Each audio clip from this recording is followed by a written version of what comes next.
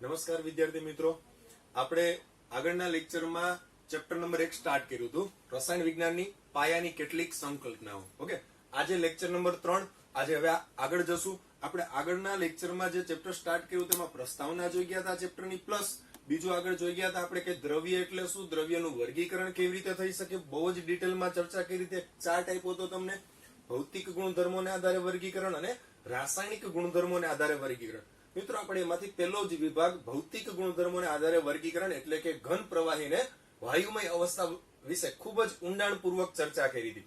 આજના લેક્ચરમાં આપણે રાસાયણિક ગુણધર્મોને આધારે પદાર્થનું વર્ગીકરણ આપણે જોવું છે. હવે રાસાયણિક ગુણધર્મોને આધારે આપણે છેલ્લા લેક્ચરમાં દર્શાવ્યું હતું કે બે રીતે થઈ શકે, શુદ્ધ તત્વો અને શુદ્ધ પદાર્થો અને અશુદ્ધ પદાર્થો. શુદ્ધમાં આપણે ફરી પાછા બે વિભાગ પડ્યા હતા, તત્વ અને સંયોજન. અશુદ્ધ અથવા તો મિશ્રણ કહેતા હતા. તો આપણે અહીંયાથી સ્ટાર્ટ કરશું તત્વ, સંયોજન અને મિશ્રણ. આજના લેક્ચરમાં આપણે 3 મુદ્દાની ચર્ચા કરી છે. શરૂઆત કરશું તત્વો એટલે શું, અથવા તો તત્વોની લાક્ષણિકતા શું હોઈ શકે. ઓકે, રાસાયણિક ગુણધર્મોને આધારે આપણી આસપાસ રહેલા પદાર્થોનું વર્ગીકરણ. એમાં પહેલું જ આવશે, આપણે કહેશું કે ભાઈ તત્વો. રાસાયણિક ગુણધર્મોના આધારે પહેલું વર્ગીકરણ આપશું આપણે તત્વ. ઓકે, તત્વ એટલે શું આપણે સમજૂતી મેળવીએ. ખરેખર તો તત્વ વિશેની સમજૂતી ફ્રેન્ચ વૈજ્ઞાનિક એન્ટની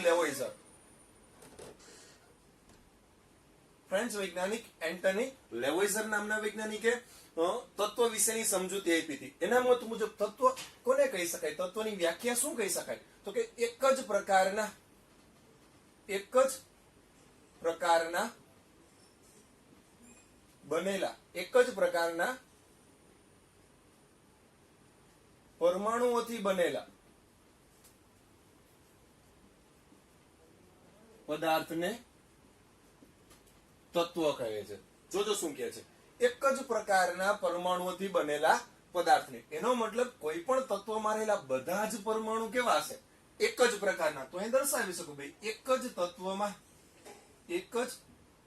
તત્વમાં રહેલા બધા જ પરમાણુઓ હંમેશા કેવા હશે, સમાન હશે. પરંતુ બે જુદા જુદા તત્વોના પરમાણુઓ કેવા હશે, હંમેશા જુદા જુદા. સમજીએ. આપણે એક તત્વનું એક્ઝામ્પલ લઈએ. દાખલા તરીકે અસંખ્ય એક્ઝામ્પલ છે. દાખલા તરીકે આપણી આસપાસનો હાઇડ્રોજન વાયુ, ઓક્સિજન વાયુ, નાઇટ્રોજન વાયુ. એના કરતા સરળ એક્ઝામ્પલ આપણે લોખંડ યુઝ કરીએ છીએ, Fe આયર્ન, સિલ્વર ચાંદી, ગોલ્ડ સોનું, સોડિયમ વગેરે. અસંખ્ય આપણે ઘણા બધા તત્વોના એક્ઝામ્પલ આગળ ચર્ચા કરશું. આપણે પહેલા તો 3 મુદ્દાની ચર્ચા કરીએ. શું કહે છે આમાંથી સૌથી સાદામાં સાદું એક્ઝામ્પલ લોખંડ. Fe આયર્ન ને આપણે તત્વ કહીએ છીએ. તો વ્યાખ્યા મુજબ દાખલા તરીકે મારા હાથમાં જે કઈ માર્કર છે, વિચારો થોડી વાર પૂરતું કે ભાઈ આ શુદ્ધ લોખંડનો સળિયો છે. શાનો સળિયો છે? શુદ્ધ લોખંડનો સળિયો છે. તો આપને ખબર છે કે ભાઈ આ લોખંડ છે એ શાનું બન્યું છે? આયર્ન છે. શાનું બન્યું છે? તો કે આયર્નના સૂક્ષ્મ પરમાણુ, Fe સૂક્ષ્મ પરમાણુમાં અસંખ્ય Fe પરમાણુ છે. સાદી આકૃતિ આવી દર્શાવી શકાય કે એમાં પરમાણુ ગોળાકાર સ્વરૂપે આપણે વિચારીએ છીએ. તો આમાં Fe આવા અસંખ્ય પરમાણુ હશે. આવા બધા પરમાણુ શાના હશે? આયર્નના, Fe બધા પરમાણુ શાના હશે? જોજો. તો હવે કહી શકાય કે ભાઈ આ જે કઈ પદાર્થ છે એમાં રહેલા બધા જ પરમાણુ કેવા છે? એક જ પ્રકારના, બધા Fe છે.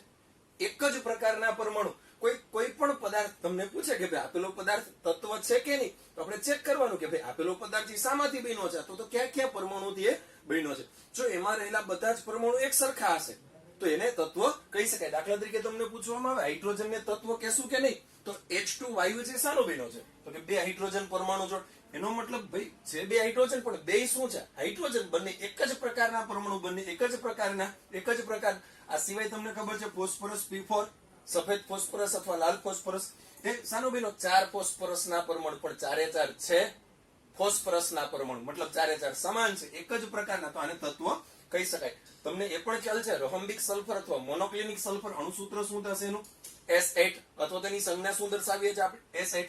મતલબ એ શામાંથી બન્યો છે? 8 સલ્ફરના પરમાણુ. જોજો અહીંયા 8 કોણ છે? સલ્ફરના પરમાણુ. મતલબ 8 એક જ પ્રકારના પરમાણુથી રચાયેલો છે. મતલબ એને તત્વ કહી શકાય. તો એક જ પ્રકારના પરમાણુથી બનેલા પદાર્થને હું તમને પૂછું ભાઈ CO2 ને તત્વ કહી શકાય? H2O ને તત્વ કહી શકાય? એમોનિયા વાયુ NH3 ને તત્વ કહી શકાય? કેવી રીતે નક્કી કરશું? તમને પૂછે કે ભાઈ આપેલો પદાર્થને તત્વ કહેશું કે નહીં, તો એ નક્કી કરી શકાય કે ભાઈ જોવો તો અહીંયા કાર્બન ડાયોક્સાઇડ વાયુ છે એ શામાંથી બન્યો છે? કાર્બન અને ઓક્સિજન માં બે જુદા જુદા પ્રકારના પરમાણુ છે, હાઇડ્રોજન અને ઓક્સિજન, નાઇટ્રોજન અને હાઇડ્રોજન. તો ત્રણમાંથી એક પણ ને આપણે તત્વ કહી શકતા નથી. તો આવા સંયોજનો કે જે જુદા જુદા તત્વોના બનેલા છે એને પરમાણુના બનેલા છે એને આપણે તત્વો કહી શકતા નથી. તો એક જ પ્રકારના પરમાણુથી બનેલા પદાર્થ. Okay, next. એક જ તત્વમાં રહેલા બધા જ પરમાણુ, આપણે વાત કરીએ કે આ શુદ્ધ લોખંડનો સળિયો છે તો બધા પરમાણુ શાના હશે? Fe ના. મતલબ એક જ તત્વ છે એમાં રહેલા બધા જ પરમાણુ કેવા હશે? એક જ સરખા હશે. પણ બે જુદા જુદા તત્વો લઈ લ્યો, કોઈ બે જુદા જુદા. દાખલા તરીકે એક લોખંડનો સળિયો વિચારો, આ બધા Fe ના પરમાણુ. ધારો કે મારા હાથમાં બીજા હાથમાં સોનાનો સળિયો છે, તો આ શાનો બન્યો છે? સોનાના સૂક્ષ્મ પરમાણુઓનો. અસંખ્ય સોનાના પરમાણુ છે. આ સોનાનો સળિયો છે, શુદ્ધ સોનું છે, તો બધા જ પરમાણુ શાના હશે? સોનાના. પણ એ બધા જ સોનાના પરમાણુ કેવા હશે? સરખા હશે. મતલબ એક જ પ્રકારના બનેલા છે. હવે આ બે જુદા જુદા તત્વોને આપણે સરખાવ્યા, સોનાનો એક પરમાણુ અને આ લોખંડ આયર્નનો એક પરમાણુ. પણ આ બંને જે કઈ જુદા જુદા તત્વો છે બંનેના પરમાણુ કેવા હશે? ચોક્કસ જુદા જુદા. તો એક જ તત્વમાં રહેલા બધા જ પરમાણુ કેવા હશે? એક જ તત્વમાં રહેલા બધા જ પરમાણુ સરખા. પણ બે જુદા જુદા તત્વો લઈ લો તો આ બંનેના પરમાણુ કેવા હશે? જુદા જુદા. તો આપણે કહી શકીએ કે એક જ તત્વના બધા જ પરમાણુ સમાન, પણ બે જુદા જુદા તત્વના પરમાણુ કેવા હશે? જુદા જુદા. આપણે આગળ વાત કરીએ. એક્ઝામ્પલ આપ્યા ફરી પાછા. ભાઈ આમ તો તત્વ વિશે તમને ખબર છે કે આપણે આગળના લેક્ચરમાં વાત કરી હતી. તત્વો ફરી પાછા ત્રણ પ્રકારના, ઘન, પ્રવાહી અને ધાતુ, અધાતુ અને અર્ધધાતુ સ્વરૂપે. ઓકે, તત્વ વિશે આપણે આગળ સમજૂતી મેળવે કે ભાઈ તત્વો ફરી પાછા ત્રણ પ્રકારના, ધાતુ તત્વો, અધાતુ તત્વો અને અર્ધધાતુ તત્વો. ઓકે, ધાતુ તત્વો જોજો. આપણે જે ટોટલ વાત કરી કે ભાઈ એક જ પ્રકારના પરમાણુથી બનેલા પદાર્થને તત્વ કહે છે. તો ખરેખર તો હાલમાં આવા 114 તત્વો આપણે જાણીતા છે. કેટલા? 114 તત્વો. આપણી ટેક્સ્ટ બુક મુજબ આપણે આગળ વધશું. ભાઈ હાલમાં આવા 114 પ્રકારના તત્વો જાણીતા છે. આ 114 તત્વો પૈકી એમાંથી 92 જે કઈ તત્વો છે આપણે કુદરતી રીતે હવા, જમીન અને પાણીમાંથી પ્રાપ્ત થાય છે, કુદરતી સ્ત્રોત ધરાવે. જ્યારે બાકીના માનવ સર્જિત અથવા તો સાંશ્લેષિત અથવા કૃત્રિમ, પ્રયોગશાળામાં કૃત્રિમ રીતે બનાવવામાં આવેલા છે. આપણે અહીંયા જે વાત કરી તત્વો, તો હાલમાં આપણી પાસે કેટલા તત્વો છે? તો 114 તત્વો જાણીતા છે. એમાંથી 92 એ કુદરતી રીતે જુદા જુદા સ્ત્રોતમાંથી આપણે પ્રાપ્ત થાય છે. જ્યારે બાકીના તત્વો માનવ સર્જિત અથવા તો સાંશ્લેષિત તત્વો તરીકે. આજે કઈ 114 તત્વો છે ને ફરી પાછા ત્રણ ભાગમાં ડિવાઈડ કરવા છે આપણે, ધાતુ તત્વો, અધાતુ તત્વો અને અર્ધધાતુ તત્વો. તો એના વિશે ચર્ચા કરીએ કે ભાઈ ધાતુ તત્વો એટલે શું? ધાતુ તત્વોની લાક્ષણિકતા શું હોય? તો આપણે ખબર છે કે ભાઈ ધાતુ તત્વો ચળકાટ ધરાવે, એની સપાટી ચળકાટ યુક્ત હોય છે, સખત હોય છે, ઉષ્મા અને વિદ્યુતના સુવાહક હોય છે, અને મોટા ભાગની ધાતુઓ ઘન અવસ્થામાં હોય છે. મોટા ભાગની ધાતુઓ, કેટલીક પ્રવાહી અવસ્થામાં હોય છે, કારણ કે એના ગલન બિંદુ રૂમ ટેમ્પરેચર ઉપર હોય છે. તો આ સામાન્ય આપણે લાક્ષણિકતા ખબર છે કે ભાઈ ધાતુ તત્વો ચળકાટ ધરાવે, સપાટી ચળકાટ ધરાવે છે, સખત છે, ઉષ્મા અને વિદ્યુતના સુવાહક છે, મોટા ભાગની ધાતુ તત્વો ઘન અવસ્થામાં હોય છે. આ સિવાય ધાતુને આપણે ખબર છે કે ભાઈ ધાતુને ટીપીને પતરા અથવા તો ખેંચીને તાર બનાવી શકાય, મતલબ એ વાળી શકાય છે અને જુદા જુદા આકારમાં ઘડી શકાય છે. ભાઈ ખૂબ જ અગત્યનું, આપણી આસપાસ આપણે ઘણી બધી ધાતુઓનો ઉપયોગ કરીએ છીએ. આપણી પાસે આવર્ત કોષ્ટકમાં અથવા તો ટોટલ 114 તત્વો જાણીતા. જોજો ખાસ અગત્યનું, આપણી પાસે જે કઈ તમે આવર્ત કોષ્ટક જોયું છે 9મા 10મા ધોરણમાં, પિરિયોડિક ટેબલ અથવા તો તમે એનું તત્વોનું વર્ગીકરણ માટેનું આવર્ત કોષ્ટક કહેતા, એ જે કઈ 114 તત્વો છે એમાંથી લગભગ 80% જેટલા તત્વો સ્વભાવે ધાતુ છે. આખા આવર્ત કોષ્ટકમાં લગભગ 80% જેટલા તત્વો ધાતુરૂપ અવસ્થામાં હાજર છે. સામાન્ય એક્ઝામ્પલ લઈએ તો આપણે આસપાસ નજર ફેંકશો તો ઘણી બધી ધાતુ આપણે યુઝ કરીએ. સૌથી કોમન Fe, ઝિંક, એલ્યુમિનિયમ. આ સિવાય દાગીના બનાવવા માટે આપણે ચાંદી, ગોલ્ડ, સોનું, Au, પ્લેટિનમ, કેલ્શિયમ, સોડિયમ વગેરે આવી અસંખ્ય ધાતુ. મોટા ભાગની આવર્ત કોષ્ટકમાંથી 80% ધાતુ, મોટા ભાગનું આવર્ત કોષ્ટક સ્વભાવે કેવું છે? ધાતુ અવસ્થા ધરાવે છે, તો ધાતુ સ્વભાવ ધરાવે છે. તો ધાતુ કોને કે શું સામાન્ય લાક્ષણિકતા ને એના કેટલાક એક્ઝામ્પલ. વાત કરીએ અધાતુ તત્વો. જોજો આવર્ત કોષ્ટકમાં આમ તો અધાતુ તત્વોની સંખ્યા ખૂબ જ ઓછી છે. તમે જે આવર્ત કોષ્ટક જોયું છે, અથવા તો જો તમારી પાસે 11 સાયન્સ ની ટેક્સ્ટ બુક અત્યારે અવેલેબલ હોય તો તમે 11 સાયન્સ ની ટેક્સ્ટ બુકમાં જોશો, ત્રીજા ચેપ્ટરમાં પેજ નંબર 76 ઉપર એક આવર્ત કોષ્ટક આપ્યું છે. એમાં અલગ અલગ કલર થી વિભાગ પાડ્યા છે. તમે એમાં જે ગ્રીન કલરનો પોર્શન જોશો, તમે ટેક્સ્ટ બુકમાં જોશો તો જમણી બાજુની સાઈડ એક ગ્રીન કલરનો ઝિગઝેગ લાઈનની વાંકાચૂકી લાઈન ઉપર ગ્રીન કલરનો એક પોર્શન આપ્યો છે. બધા અધાતુ તત્વો છે. ગ્રીન કલરનો પોર્શન ગણશો તો ત્યાં 11 તત્વો છે ને એક અહીંયા ઉપર હાઇડ્રોજન અલગથી આપેલો છે ગ્રીન કલરના.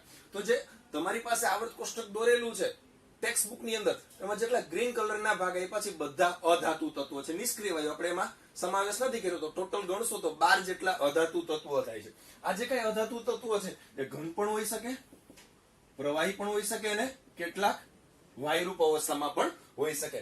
અધાતુ તત્વો ઘન, પ્રવાહી અથવા તો વાયુ. એમાંથી જે ઘન છે અહીંયા વાત કરી હતી કે ભાઈ આ સખત છે, ચળકાટ ધરાવે.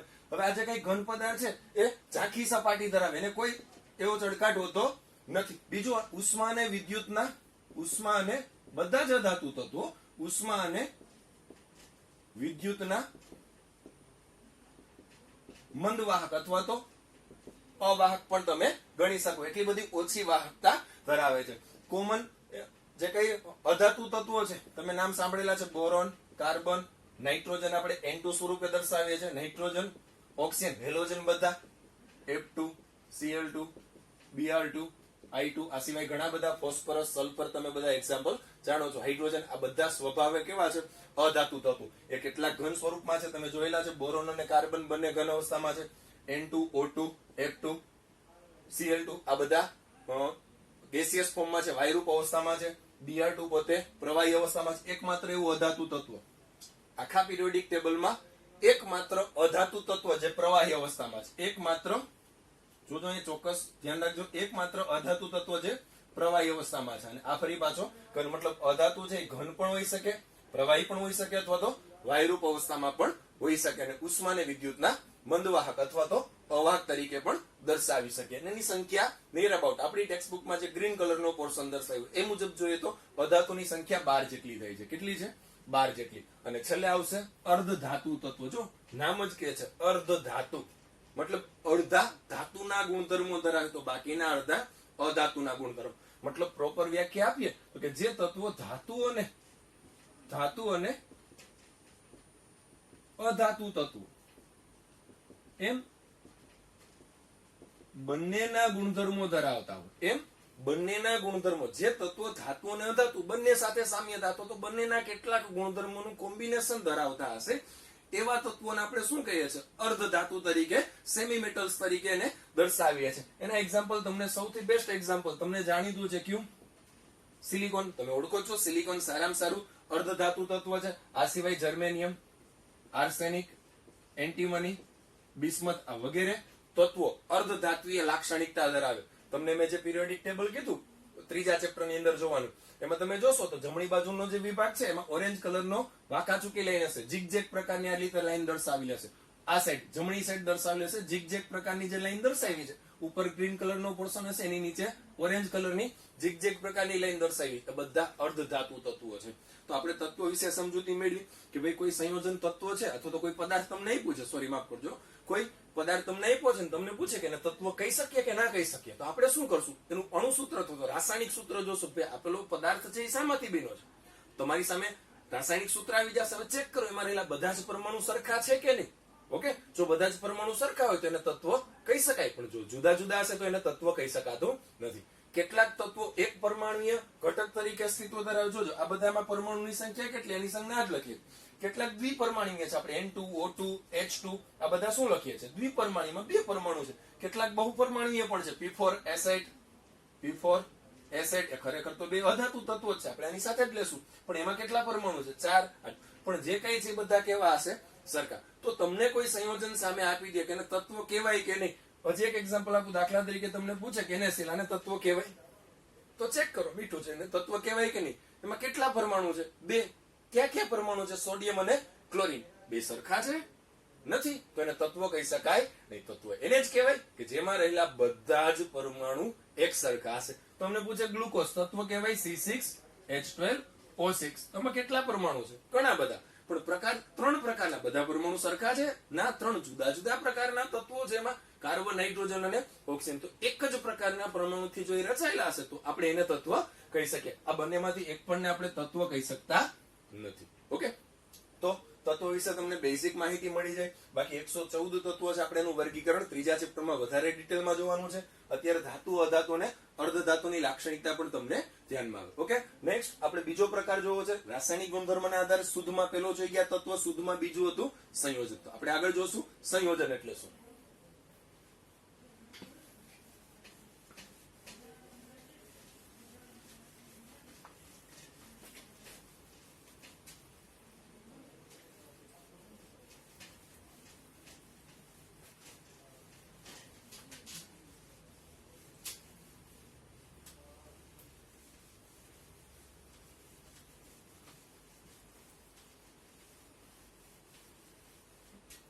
ઓકે, જોઈએ સંયોજન. બીજો પ્રકાર છે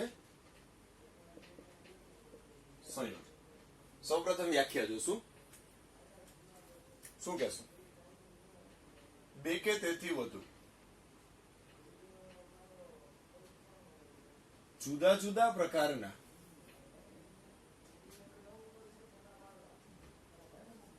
પરમાણુઓના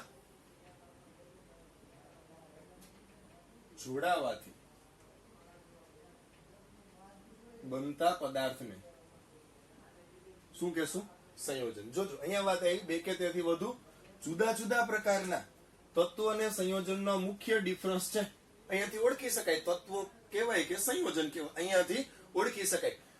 તત્વોમાં આપણે વાત કરીએ મારેલા બધા જ પરમાણુ એક સરખા છે, જ્યારે સંયોજનમાં હંમેશા બે કે તેથી વધુ જુદા જુદા પ્રકારના એક જ પ્રકારના પરમાણુ ટૂંકમાં અહીંયા નહીં હોય. જુદા જુદા પ્રકારના પરમાણુ જોડાયેલા હશે તો બનતી રચનાને શું કહેશું? સંયોજન કહેશું. આપણે એક એક્ઝામ્પલ દ્વારા સમજીએ. દાખલા તરીકે પાણી છે શામાંથી બન્યું હશે? પાણીનું એક્ઝામ્પલ લઈએ તો શામાંથી બન્યું હશે? H2 plus O2 gives H2 બનશે. અને બેલેન્સ રિએક્શન કરતા તમને આવડે છે 1/2 અથવા તો આને 2 વડે ગુણી નાખશો તો અહીંયા પણ 2 મૂકી શકાય. કોઈ પણ રીતે બેલેન્સ કરી શકાય. H2 plus O2 gives H2. હવે આ જે કઈ સંયોજન પદાર્થ આપ્યો છે પાણી, એને સંયોજન કહેવાય કે નહીં એ આપણે ચેક કરવું છે. તો ચેક કરો પેલા, એમાં બધા જ તત્વો એક સરખા છે?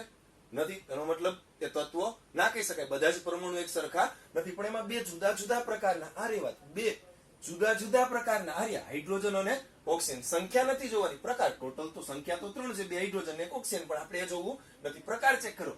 અહીંયા બે જુદા જુદા તત્વો જોડાયેલા છે, પરમાણુ જોડાયેલા, હાઇડ્રોજન પરમાણુ અને બીજો ઓક્સિજન પરમાણુ. તો બે જુદા જુદા પ્રકારના પરમાણુ જોડાવાથી બનતી રચનાને શું કહેશું આપણે? સંયોજન. હવે સંયોજનની કેટલીક લાક્ષણિકતા આપણે ચેક કરીએ. ભાઈ આપેલ સંયોજન જેમાંથી બનતું હશે એને કહેશું એના ઘટક તત્વો. દાખલા તરીકે H2 હશે, શામાંથી બન્યું? હાઇડ્રોજન અને ઓક્સિજન. તો હાઇડ્રોજન અને ઓક્સિજન એના શું થઈ જશે? ઘટક તત્વો. આપેલું સંયોજન જેમાંથી બનતું હશે એને શું કહેશું? ઘટક તત્વો. હવે સંયોજનની રચના સમયે સંયોજનની રચના થાય ત્યારે તેમાં રહેલા ઘટક તત્વો પોતાનો મૂળભૂત ગુણધર્મ ગુમાવે છે અને સંયોજનમાં નવો જ ગુણધર્મ પ્રાપ્ત કરે છે. જોજો ખૂબ જ અગત્યની વાત છે. આપણે મિશ્રણ જોશું ત્યારે મુદ્દાને ફરી પાછો યાદ કરશું, તેની સાથે સરખાવશું તફાવત સ્વરૂપે. ઓકે, અત્યારે જોઈએ સંયોજન. ભાઈ સંયોજનની રચના થાય ત્યારે તેમાં રહેલા ઘટક તત્વો. હમણાં જ વાત કરી આપણે સંયોજનના ઘટક તત્વો એટલે શું? તો કે આપેલ સંયોજન શામાંથી જેમાંથી બન્યું છે તે તત્વોને શું કહેશું? એના ઘટક તત્વો. આ ઘટક તત્વો સંયોજનની રચના વખતે સંયોજનના રચના સમયે પોતાનો મૂળભૂત ગુણધર્મ ગુમાવે અને સંયોજનમાં નવો જ ગુણધર્મ પ્રાપ્ત કરે. સમજીએ આને કેવી રીતે સમજશું. જોજો તમે શું કીધું? બે કે બે કરતા વધારે પ્રકારના પરમાણુઓના જોડાવાથી. ભાઈ બે જુદા જુદા પ્રકારના, 2 3 કે 4 ગમે તેટલા, આપણે 2 થી શરૂઆત કરીએ. ભાઈ બે પરમાણુ જોડાઈ ગયા તો બનતી રચનાને શું કહેવાય? સંયોજન. પણ અહીંયા ખાસ અગત્યની વાત છે, જ્યારે બે પરમાણુ જોડાશે, ઓકે, તમે અહીંયા H2 અને O2 ને જોડ્યા છે, ભાઈ H2 અને O2, પણ પ્રક્રિયા થઈ આ બેને જોડ્યા એ પેલા H2 નો પોતાનો કઈક ગુણધર્મ હશે, O2 નો પોતાનો કઈક ગુણધર્મ હશે. આપણે ચેક કરીએ. ભાઈ H2 છે, હાઇડ્રોજન વાયુ આપણને ખબર છે વિસ્ફોટક છે, ખૂબ જ તીવ્રતાથી સળગે છે ને, એ સળગે ત્યારે ખૂબ ઊંચા પ્રમાણમાં ઉષ્મા ઉર્જા ઉત્પન્ન થાય છે, તો પોતે દહનશીલ છે. હાઇડ્રોજન બોમ્બ બનાવવા માટે આપણે યુઝ કરીએ છીએ. હાઇડ્રોજન થી ચાલતી કાર અથવા તો વાહનો આપણે સાંભળેલું છે. ઓકે, હાઇડ્રોજન પોતે સ્ફોટક સળગે એવો પદાર્થ છે, તો દહનશીલ છે. O2 દહન પોષક છે, સળગવામાં મદદ કરે. ઓકે, O2 શું છે? સળગવામાં. O2 ની ગેરહાજરીમાં કોઈ પણ વસ્તુનું દહન કરી શકાતું નથી. હંમેશા કોઈ પણ વસ્તુ સળગાવવા માટે ઓક્સિજન વાયુની જરૂર પડે. તો O2 છે દહન પોષક, સળગવામાં મદદ કરનાર છે. આ દહનશીલ પોતે સળગે છે એને દહનશીલ કહેવાય. દહનની પ્રક્રિયામાં મદદ કરે એને શું કહેશું? દહન પોષક. હવે બંને, એકનો સળગવાનો ગુણધર્મ છે ને એક સળગવામાં દહનની પ્રક્રિયામાં મદદ કરવાનો ગુણધર્મ ધરાવે. જ્યારે સેપરેટ, સ્વતંત્રતા, જોડાયા એ પહેલાની વાત કરું છું. સ્વતંત્રતા ત્યારે પોતપોતાનો લાક્ષણિક ગુણધર્મ છે. હવે આ બંને જે કઈ પદાર્થો તત્વો છે એ બંને એકબીજા સાથે જોડાઈ જાય. H2 અને O2 પ્રક્રિયા કરીને H2 બને ત્યારે બનશે શું? જોજો, આ જે કઈ પદાર્થ છે એમાં આ બંને પોતાના જે મૂળભૂત ગુણધર્મો હતા તદ્દન ગુમાવી દેશે. નવા જ ગુણધર્મ. આપણે પાણી ખબર છે ભાઈ, આ બંને આગ પોતે સળગે છે તો સળગવામાં મદદ કરે, પણ એનાથી તદ્દન વિરુદ્ધ. પાણી પોતે આગ ઓલવવામાં આપણે યુઝ કરીએ છીએ, તો એ દહન શામક છે. દહન શામક, અગ્નિ શામક તરીકે વર્તે છે. તો જોશો કે ભાઈ એના જે કઈ ગુણધર્મ હતા બિલકુલ ઉલટાઈ જાય. આ બંને સળગતા હતા તો સળગવામાં મદદ કરતા હતા, એની જગ્યાએ જોડાઈને જે કઈ H2 બન્યો એમાં એ પોતાના મૂળભૂત ગુણધર્મ શું કરે છે? જે સળગવાનો ગુણધર્મ હતા તો સળગવામાં મદદ કરવાનો ગુણધર્મ હતો એ ગુમાવી દીધો અને નવો જ ગુણધર્મ આવી ગયો. જો એ અગ્નિ શામક તરીકે આપણે એને યુઝ કરીએ છીએ. આવા અસંખ્ય એક્ઝામ્પલ છે જ્યાં તમે આ ચર્ચા કરી શકો. હું બીજું એક્ઝામ્પલ આપીશ કે ભાઈ કાર્બનને હવામાંના O2 ની હાજરીમાં દહન કરશો તો શું બનશે? Carbon dioxide. ભાઈ અહીંયા પણ સેમ ઘટના થાય છે. આ ભાઈ કાર્બન છે, કોલસો, કાર્બન લાકડું, દહનશીલ છે. O2 દહન પોષક છે, પણ એમાંથી બનતો CO2 એ પણ કેવો છે? દહન શામક, અગ્નિ શામક તરીકે વર્તે છે. અને એ આપણે યુઝ કરીએ છીએ. પેલા ફાયરની જે કઈ બોટલ આવે, એક્સટિંગ્યુશર આવે છે, એની અંદર આપણે કાર્બન ડાયોક્સાઇડ વાયુનો ઉપયોગ કરીએ છીએ. તો આજે કઈ પોતાના મૂળભૂત ગુણધર્મ બંને આની જેવા જ ગુણધર્મ હતા, દહનશીલ અને દહન પોષક, પણ એનાથી બનતું CO2 તદ્દન વિરુદ્ધ ગુણધર્મ, દહન શામક તરીકે આપણે એનો યુઝ કરીએ છીએ. હવે અસંખ્ય એક્ઝામ્પલ હજી એક દર્શાવી દઈએ. સોડિયમ અને ડાયક્લોરિન વાયુ વચ્ચે પ્રક્રિયા થઈને સોડિયમ ક્લોરાઇડ બનશે. તો આપણે ખબર છે ભાઈ સોડિયમ છે પાણીના સંપર્કમાં આવતા સળગે, વિસ્ફોટક છે. સોડિયમના ટુકડાને તમે પાણીમાં ફેંકશો એટલે તરત જ સળગે, અથવા તો એને કેરોસીનની અંદર સ્ટોર કરવામાં આવે. આવું તમને ખ્યાલ છે. કેરોસીનની અંદર સ્ટોર કરશો, જેવો તમે કેરોસીનમાંથી બહાર કાઢશો, હવાના સંપર્કમાં તો હવાના ભેજના સંપર્કમાં કે પાણીના સંપર્કમાં આવશે તો તરત જ સળગી ઉઠે છે. જેવો પાણીના સંપર્કમાં આવે તરત જ શું થાય છે? સળગે છે પાણીના સંપર્કમાં આવતા. ડાયક્લોરિન વાયુ પોતે ઝેરી વાયુ છે, પણ એમાંથી બનતું સોડિયમ ક્લોરાઇડ આપણે રોજ રોજિંદા જીવનમાં ઉપયોગ લઈએ છીએ. આના વગર જીવવું શક્ય પણ નથી. રોજ ઘણી બધી વસ્તુઓ આપણે સોડિયમ ક્લોરાઇડનો ઉપયોગ કરીએ છીએ, પાણીના કોન્ટેક્ટમાં આવે છે, ખાઈએ છીએ. કોઈ એવી ઝેરી અસર થતી નથી કે સળગતો નથી. મતલબ જે કઈ એના મૂળભૂત ગુણધર્મો હતા એ ગુમાવીને કઈક નવા જ ગુણધર્મો, એ બિનઝેરી બની ગયું, સળગતું નથી તો નવા જ ગુણધર્મો પ્રાપ્ત કર્યા. તો આવા પદાર્થને શું કહી શકાય? સંયોજન. આ સંયોજનની ખૂબ જ અગત્યની લાક્ષણિકતા છે. છેલ્લે વાત કરીએ કે ભાઈ સંયોજનમાં રહેલા, વાત કરશું સંયોજનમાં રહેલા દરેક ઘટક તત્વોનું સાપેક્ષ પ્રમાણ હંમેશા ચોક્કસ હોય છે. જોજો, ખૂબ જ અગત્યનો પોઈન્ટ છે. કોઈ પણ પદાર્થને જો તમે સંયોજન કહેતા હોય તો એમાં રહેલા ઘટક તત્વોનું સાપેક્ષ પ્રમાણ. સાપેક્ષ પ્રમાણ એટલે શું? અહીંયા આપણે ચેક કરીએ. પાણી છે H2, એમાં 2 હાઇડ્રોજન, સંખ્યાની દ્રષ્ટિએ ચેક કરીએ, 2 હાઇડ્રોજન ને 1 ઓક્સિજન, તો સંખ્યા, સાપેક્ષ સંખ્યા શું થાય? 2:1. તો પાણી તમે કોઈ પણ રીતે બનાવશો, પાણીનું રાસાયણિક સૂત્ર હંમેશા H2O રહેશે. પાણીમાં ક્યારે એવું ના કહેવાય કે ભાઈ H4O2 કે H4O, આવું કહી શકાય નહીં, કારણ કે એમાં રહેલા ઘટક તત્વોનું સાપેક્ષ પ્રમાણ હંમેશા ફિક્સ હોય, ચોક્કસ હશે. 2:1 ના પ્રમાણમાં જોડે તો જ એને પાણી કહી શકાય. સેમ કાર્બન ડાયોક્સાઇડમાં કાર્બન અને 1 કાર્બન છે, 2 ઓક્સિજન છે, તો કાર્બન અને ઓક્સિજનનું સાપેક્ષ પ્રમાણ શું થઈ ગયું? 1:2. સોડિયમ ક્લોરાઇડમાં શું થઈ ગયું? 1:1. આવું કોઈ પણ, દાખલા તરીકે તમને ગ્લુકોઝનું સૂત્ર ખબર છે? ગ્લુકોઝ શું છે સૂત્ર? C6H12O6, મતલબ 6:12:6, મતલબ 1:2:1 કહી શકાય કે નહીં? 1:2:1. તો અહીંયા કાર્બન, હાઇડ્રોજન અને ઓક્સિજનનું ચોક્કસ પ્રમાણ છે. ગમે તે પ્રમાણમાં જોડાય તો સંયોજન બની શકતું નથી. કે ચલો આપણે વધારે હાઇડ્રોજન લઈએ તો અહીં ઓક્સિજન સાથે વધારે પ્રમાણમાં 4, 5, 6 હાઇડ્રોજન જોડી દઈએ તો ન ચાલે? ન ચાલે, આ જોડાશે નહીં. સંયોજનની રચનામાં પરમાણુ હંમેશા ચોક્કસ પ્રમાણમાં જોડાશે, ગમે તે પ્રમાણમાં જોડાતા નથી. તો આ ચર્ચા થઈ સંયોજનની. આપણી આસપાસ આવા ઘણા બધા પદાર્થો છે જે સંયોજન તરીકે વર્તે છે. ઓકે, તો તો આપણે અત્યારે જોઈ ગયા તત્વ અને સંયોજન વિશે. નેક્સ્ટ આપણે વાત કરશું મિશ્રણ એટલે શું અથવા તો મિશ્રણની લાક્ષણિકતાઓ શું હોઈ શકે. આપણે આગળ વધીએ. મિશ્રણ એટલે શું?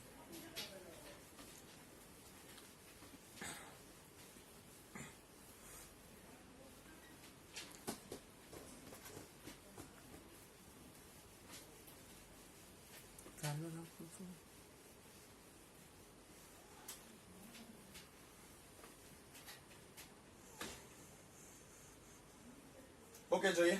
ત્રીજો પ્રકાર છે આપણો અશુદ્ધમાં. એક પ્રકાર કહેતા હતા આપણે મિશ્રણ.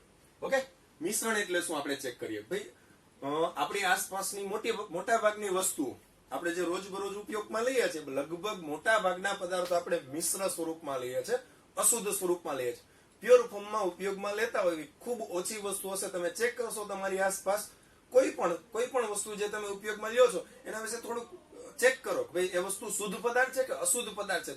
દરેક વસ્તુ આપણે જે ઉપયોગમાં લઈએ છીએ એના વિશે ડીપમાં તમે જો થોડુંક જાણશો તો તમને ખબર પડશે કે ભાઈ આપણે યુઝ કરીએ છીએ એમાંથી લગભગ મોટા ભાગની વસ્તુ આપણે મિશ્રણ સ્વરૂપમાં અથવા તો અશુદ્ધ સ્વરૂપમાં યુઝ કરીએ છીએ. તો ખૂબ જ અગત્યની વસ્તુ છે મિશ્રણ એટલે શું. તો હું એવું કહીશ ભાઈ મિશ્રણ એટલે શું. ઓકે, બે કે તેથી વધુ જુદા જુદા પદાર્થોને મિશ્ર કરતા બનતી રચનાને શું કહેશું આપણે? મિશ્રણ. ઓકે, શું વ્યાખ્યા આપી?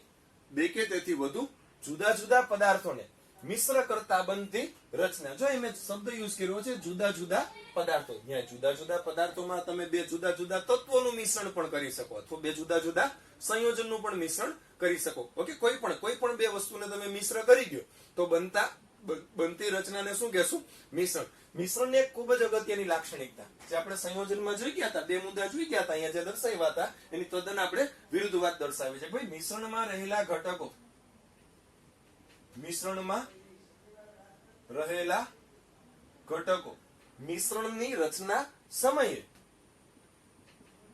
પોતાનો મૂળભૂત ગુણધર્મ જાળવી રાખે છે. જોજો, ખૂબ જ અગત્યનો પોઈન્ટ છે. સંયોજનમાં શું કહેતા હતા કે ભાઈ જયારે કોઈ પણ બે તત્વો જોડાય અને સંયોજન બનાવે ત્યારે એના ઘટક તત્વો છે પોતાનો મૂળભૂત ગુણધર્મ ગુમાવતા હતા, નવો જ ગુણધર્મ પ્રાપ્ત કરતા હતા. આપણે H2O2 જોઈ ગયા, એક અગ્નિશામક અથવા તો દહનશીલ અને દહન પોષક હતું, પણ એમાંથી બનતું સંયોજન અગ્નિશામક દહન શામક તરીકે યુઝ કરતા હતા. તો અહીંયા ગુણધર્મો ઉલટાઈ જતા હતા, બદલાઈ જતા હતા. પણ અહીંયા એવું બનશે નહીં. મિશ્રણમાં રહેલા ઘટકો પોતાનો મૂળભૂત ગુણધર્મ જાળવી રાખે. સાદામાં સાદું એક્ઝામ્પલ લઈએ, મીઠાનું જલીય દ્રાવણ NaCl aqueous સોલ્યુશન. શામાંથી બનાવીએ આપણે? ભાઈ મીઠાનું જલીય દ્રાવણ બનાવવું છે NaCl aqueous. આ મીઠાનું જલીય દ્રાવણ કેવી રીતે બનશે? તો કે ભાઈ મીઠું plus NaCl solid plus H2O liquid. ભાઈ સાદી વાત છે. ભાઈ પાણીનું બીકર ભરીને એની અંદર થોડા પ્રમાણમાં તમે મીઠું એડ કર્યો તો શું બની જશે? મીઠાનું જલીય દ્રાવણ. અહીંયા જે કઈ આ બન્યું એ શામાંથી બન્યું? બે જુદા જુદા પદાર્થો. આર્યા બે કે તેથી વધુ જુદા જુદા પદાર્થ. બે આપણે જુદા જુદા પદાર્થોને મિશ્ર કર્યા તો આ બનતી રચનાને શું કહેશું? મીઠાનું જલીય દ્રાવણ એ ખરેખર શું છે? મિશ્રણ છે. તમે ખાંડનું જલીય દ્રાવણ કોઈ પણ વિચારી શકો કે મેં મીઠાનું જલીય દ્રાવણ. હવે આ મિશ્રણ છે એ શામાંથી બન્યું?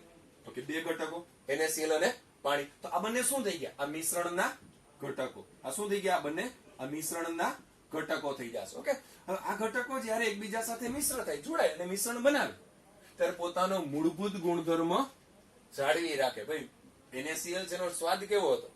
પાણીમાં ઓગાળો એ પહેલા એનો સ્વાદ અને પાણીમાં ઓગાળ્યા પછી એનો સ્વાદ ચેક કરશો તો સેમ. આની જગ્યાએ ખાંડ લીધી હોય, પાણીમાં તમે એડ કરો એ પહેલા એનો એક સાદો ગુણધર્મ આપણે સ્વાદના આધારે ચેક કરીએ. બીજા બધા ગુણધર્મ સેમ જ રહેશે, પણ જે સાદામાં સાદો ગુણધર્મ છે આપણે ચેક કરીએ. ભાઈ મીઠું પહેલા પણ સ્વાદમાં ખારું હતું અને પાણીમાં ઓગાળ્યા પછી જે જલીય દ્રાવણ બનશે એનો તમે ટેસ્ટ કરશો એ પણ ખારો જ આવશે. ખાંડનું જલીય દ્રાવણ આપણે બનાવીએ તો ઘન ખાંડ હશે આપણી પાસે, જે કઈ ઘરે ખાંડ છે એ ગળિયા સ્વાદની ખાંડ છે. ઓકે, પાણીમાં ઓગાળ્યા પહેલા. પણ પાણીમાં ઓગાળીને તમે જે કઈ ખાંડનું જલીય દ્રાવણ લેશો અને એનો સ્વાદ તમે ચેક કરશો તો એ પણ કેવો મળશે? ગળ્યો. આ સાદું એક્ઝામ્પલ છે. પાણી જે અગ્નિશામક તરીકે છે અને એમાંથી બનતું કદાચ NaCl નું જલીય દ્રાવણ છે એ પણ શું હશે? અગ્નિશામક. મીઠાનું જલીય દ્રાવણ છે, આગ ઉપર ફેંકશો તો આગ ઓલવાઈ જ જવાની છે. મતલબ એ પોતાનો મૂળભૂત ગુણધર્મ જાળવી રાખે, કારણ કે એમાં પહેલા પાણી હતું ને હજી પાણી છે જ, પણ પાણી પોતાનો મૂળભૂત ગુણધર્મ ત્યાં ગુમાવતું નથી, જાળવી રાખે છે. તમે સાદા પાણી વડે પણ આગ ઓલવી શકો તો મીઠાનું જલીય દ્રાવણ હશે એ પણ આગ તો ઓલવશે જ. મતલબ કહેવાનો મતલબ એ પોતાનો મૂળભૂત ગુણધર્મ ગુમાવતા નથી. તો ખૂબ સંયોજન અને મિશ્રણમાં બંનેમાં ખૂબ એક અગત્યનો તફાવતનો મુદ્દો છે કે એમાં રહેલા ઘટક તત્વો પોતાનો મૂળભૂત ગુણધર્મ ગુમાવતા હતા. મિશ્રણમાં રહેલા ઘટક કણો છે કે અથવા તો ઘટક તત્વો છે એ પોતાનો મૂળભૂત ગુણધર્મ ગુમાવતા નથી અને જાળવી રાખે. બીજી એક અગત્યની વાત હતી, ત્યાં દર્શાવ્યું હતું કે ભાઈ સંયોજનમાં દરેક ઘટક તત્વો ચોક્કસ પ્રમાણમાં જો ફિક્સ હોય. પાણી મતલબ 2:1, CO2 મતલબ 1:2, મિથેન CH4 1:4. પણ અહીંયા એવું હશે નહીં. મિશ્રણમાં રહેલા ઘટક કણોને અથવા ઘટક તત્વોને કે ઘટક સંયોજનોને કોઈ પણ પ્રમાણમાં મિશ્ર કરી શકાય. માં શું હતું? સંયોજનમાં રહેલા ઘટક તત્વોનું સાપેક્ષ પ્રમાણ હંમેશા ચોક્કસ હોય, નક્કી હોય, ફિક્સ હોય. પણ મિશ્રણમાં એવું બનશે નહીં. મિશ્રણમાં રહેલા ઘટક તત્વોનું સાપેક્ષ પ્રમાણ કોઈ પણ રાખી શકાય. દાખલા તરીકે હું સાદું એક્ઝામ્પલ આપું. 1 લીટર પાણી છે, એની અંદર આપણે મીઠું ઓગાળવું છે, NaCl ઓગાળવું છે, તો શું ફિક્સ છે કે આટલા જ ગ્રામ ઓગળે? તમે કેટલા ગ્રામ ઓગાળી શકો? મજા આવે એટલા 1 ગ્રામ, 2 ગ્રામ, 3 ગ્રામ, 4 ગ્રામ, 4.5 ગ્રામ આપણે જુદા જુદા પ્રમાણમાં ઉમેરી અને અસંખ્ય દ્રાવણ આપણે 5 બીકર ભરી દઈએ, બધામાં અલગ અલગ પ્રમાણમાં મીઠું એડ કરી દઈએ. કોઈકમાં 1 ગ્રામ, બીજામાં 2 ગ્રામ, ત્રીજામાં 3 ગ્રામ, 4 ગ્રામ અને 5 ગ્રામ. તો 5 અલગ અલગ દ્રાવણ બને. પણ 5 ને કહેવાય શું? મીઠાનું જલીય દ્રાવણ. તો મીઠાનું જલીય દ્રાવણ બનાવવું એનો મતલબ આટલું જ મીઠું ઉમેરવું ને આટલું જ પાણી ઉમેરવું એવું કોઈ ચોક્કસ પ્રમાણ નથી. તમે ગમે તે રેશિયો, તમે ગમે તે સાપેક્ષ પ્રમાણમાં બંને ઉમેરી શકો. મતલબ અહીંયા મિશ્રણમાં રહેલા જે કઈ ઘટક તત્વો જેનું સાપેક્ષ પ્રમાણ ચોક્કસ હોતું નથી. તો આપણે મૂળભૂત લાક્ષણિકતાઓ જોઈ ગયા. મિશ્રણ એટલે શું, મિશ્રણની બે અગત્યની લાક્ષણિકતા અને એક્ઝામ્પલ જોઈ ગયા. NaCl+ પાણી અથવા તો ખાંડનું જલીય દ્રાવણ, આપણી આસપાસની હવા, મિશ્ર ધાતુ આપણે જે કઈ ઘરે યુઝ કરીએ છીએ, સ્ટીલના વાસણો યુઝ કરીએ છીએ, સોનાના દાગીના યુઝ કરીએ છીએ, આ બધા મિશ્રણ જ છે. ઓકે, આપણે વધારે ચર્ચા આના વિશે કરશું કે ભાઈ એનું વર્ગીકરણ શું હશે, મિશ્રણના પ્રકાર શું હશે. પણ આવતા લેક્ચરમાં આપણે જે કઈ મિશ્રણના બે પ્રકાર છે, સમાંગ મિશ્રણ અને વિસમાંગ મિશ્રણ, એના વિશે વધારે ઊંડાણપૂર્વક ચર્ચા કરશું અને મિશ્રણ વિશે આગળ જોશું. ત્યાં સુધી તમે આટલી વસ્તુનું રિવિઝન કરો. તમારી આસપાસ જે કઈ વસ્તુઓ છે એ તત્વ છે, સંયોજન છે કે મિશ્રણ, એમાં તમે વર્ગીકરણ કરી શકો. જે મિશ્રણ આવશે ને ફરી પાછા આપણે સમાંગ અને વિસમાંગ તરીકે વર્ગીકૃત કરશું. તો ખાસ અત્યારે તમારી આસપાસ જે વસ્તુ છે એમાંથી તમે લિસ્ટ બનાવો, તત્વ, સંયોજન અને મિશ્રણનું. તમારી જાતે 5-10 એક્ઝામ્પલ તમે તારવો તો કાયમ માટે તમને આ યાદ રહી શકે. ઓકે, આવતા લેક્ચરમાં ફરી પાછા મળશું. નમસ્તે, આભાર.